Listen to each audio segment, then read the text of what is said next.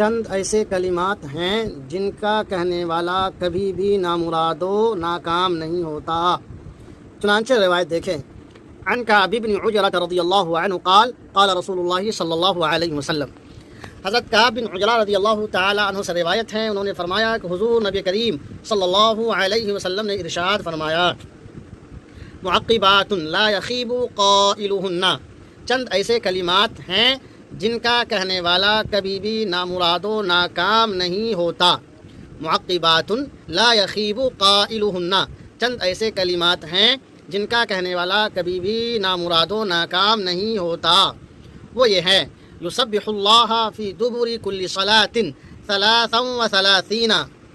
ہر فرض نماز کے بعد 33 مرتبہ سبحان اللہ کہنا یا پڑھنا۔ یسبح اللہ فی دبر کل صلاۃ